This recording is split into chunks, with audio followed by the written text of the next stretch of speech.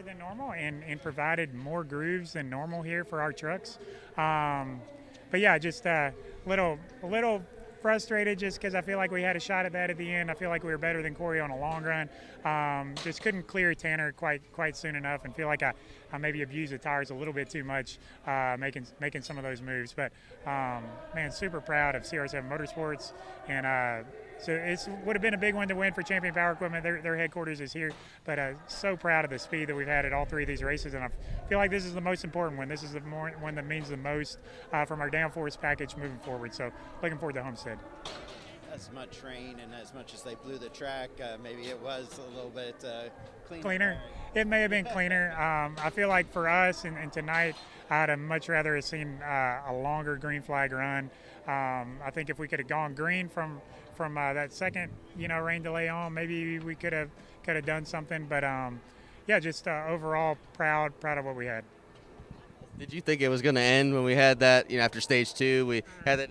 Yeah, I didn't know. At one time, I felt like, we're just going to go to the end of the second stage, and they're going to call it. And then it did that funny mist, kind of like it did at Daytona a couple years ago. And, yeah, so just didn't know. Every time it was kind of misting, Jeff and our engineer, Dan Tamati, they wouldn't have anything on the radar. It just, magical mist in the air. So, yeah, just part of racing, I guess. And cooler temperatures provided for a lot of grip, but it's still on into a run. Handling mattered, and Jeff had our Champion Power Equipment Chevy handling really good for a long run. Was it that good to start with, or was he really working on it all night? Because you kind of came out of nowhere at the end. Yeah, we were pretty loose to start the race, and I feel like after that first stage, we were pretty good. But Jeff kept on tweaking on it and kind of, just made it better and better the whole night. But the biggest thing is the guys on pit road. We were kind of stuck in no man's land, which is what I call just kind of in the middle of the pack in the trucks. It's hard to go places because everybody's going crazy and you're losing your air. And our guys on one pit stop, we come in 11th and left in 5th or 6th. We gained like 5 spots, which is incredible. And that really set the precedence for the second half of the race for us. Thanks so much. But for us, it's just too much distance with so much downforce we have. So you're really limited to the bottom. You got to do your pass down here and clear them getting into 3 or get inside of them to at least have a shot at making the pass. But yeah, once we raced hard there. You can run side by side on fresh tires. But once it got stagnant, we were just running the bottom and staying consistent. Like I said, started this race super, super loose. I mean, out of control loose.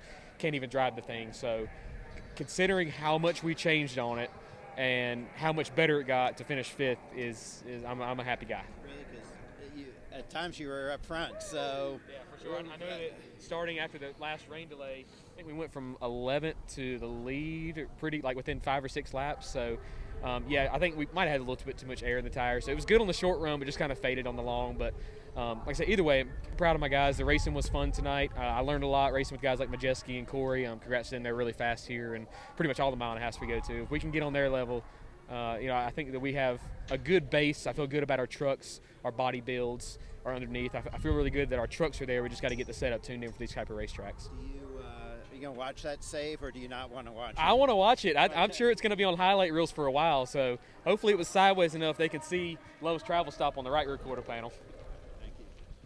And, compared to last year, it's night and day from the way things started out last year. So how are you feeling, compared to that start? Yeah, I feel like we picked up where we left off last year like we should. Last year stumping our toes, and, we ran up front both the first races this year at Daytona and Atlanta, and just speedway racing, a mechanical failure at Atlanta, just not the finishes we deserved, but we ran near the front the whole day, which is what we should be doing. But, tonight we started off on such a rough foot, and we were terrible, just hanging on to the thing, trying not to wreck it. So, like I said, considering that point to all the adjustments we made to end up finishing the race in 5th, like I said, I'm a happy camper.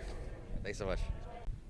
We haven't got a lot of points so far this year. I feel like we've been really, really solid, just haven't had the finishes. So it's nice to come out of here with a good finish. The broadcast booth was caught off guard in that sequence where you just kind of went flying through everybody. So from your point of view, how did that feel, just going through so many trucks? Yeah, I mean, it's always nice when, everything kind of parts and you get some clean air and you can, make those moves. But, yeah, just wish I could have a few back to make a little bit different decisions. And I know you would have liked to have been 2 spots better. What can you take from an experience like this going into other mile and a half tracks? Yeah, I mean, I think this obviously gives us a lot of confidence going to Homestead next week.